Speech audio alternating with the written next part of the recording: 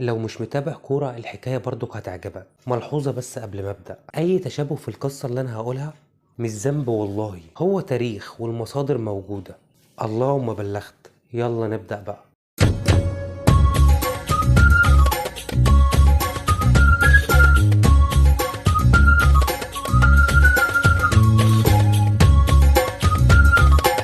سنة 1978 الأرجنتين كانت واقعة خالص، بلد فقيرة أفقر مننا كده، وفيها نظام حكم عسكري وفساد في كل حاجة. وقبلها بسنتين، تحديدا سنة 1976، ظهر قائد عسكري كبير اسمه خورخي فيديليا، طمع في الحكم وتحايل على الرأي العام، وانقلب على الرئيس الشرعي للبلاد، ومسك هو الحكم برئاسة مجلسه العسكري. وفي فترة حكمه اتبدل حال الأرجنتين، وفجأة كده بقت دولة فاسدة، ورشاوي وفساد وقتل واعتقال للمعارضين، لدرجة ان هو اعتقل 30 ألف معارض، وبيع أراضي وظلم. ده حتى جمعيات حقوق الإنسان رفضت اللي هي تتعامل معاه بسبب التعذيب اللي كان بيعمله في البلد. والعلاقات مع الدول المجاورة بقت زي الزفت، وفقر ومرض ودعوات للإصلاح الاقتصادي على فشوش، والفساد زاد جدا في البلد، والعملة وقعت، وأزمات في الأدوية. خورخي كان عايز يصلح صورته قدام العالم، فقرر اللي هو يضيف إنجاز لبلده يصلح بيه صورته. قرر إن الأرجنتين هتنظم كأس العالم، وهتكون هي المنظم لكأس العالم. دفع رشاوي للفيفا والدول المرشحة كمان، وفاز فعلا بتنظيم كأس العالم على حساب المكسيك المرشح الأقوى، بالرغم من معارضة حقوق الإنسان ودول كتير ما كانش عاجبها الانقلاب. بس في النهاية وافقوا، وكان أكتر كأس عالم مليان فساد. تنظيم كأس العالم نفسه كان على حساب الشعب الأرجنتيني. تنظيم كأس العالم في ظروف دولة زي ديت كان لازم يرفع الأسعار.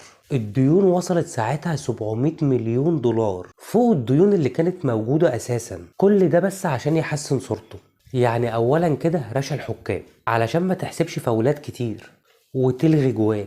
وتاني حاجة قرر خورخي ان ماتشات الارجنتين كلها هتبقى بالليل، وباقي المنتخبات هيلعبوا الصبح، عشان يعرف نتائج الماتشات قبل ما يلعب الماتش بتاعه. فماتش زي البرازيل وبولندا اللي البرازيل كسبت فيه كان سبب معرفة ان الارجنتين لازم تكسب 6-0 وهي بتلعب بيرو علشان تتأهل للنهائي.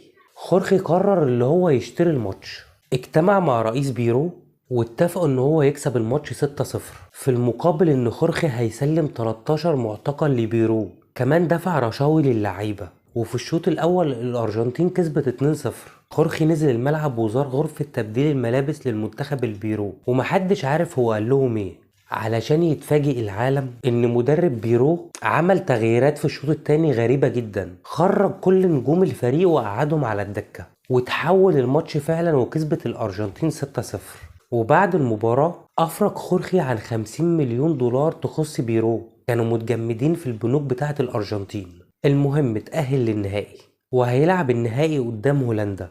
طيب هيكسب هولندا في النهائي ازاي؟ حاول يرشي المنتخب الهولندي بس معرفش، يرشي الحكام بس معرفش. طيب يعمل ايه؟ حاول خورخي ان هو يخطف نجم المنتخب الهولندي يوهان كرويف عشان ما يلعبش الماتش، بس المحاولة فشلت. بس للأسف التهديد وصل ليوهان، وقرر ان هو ما يلعبش الماتش. المهم المباراة اتلعبت، والحكام جت على هولندا جامد، وفي النهاية كسبت الأرجنتين 3-1، وخدت كأس العالم لأول مرة في تاريخها.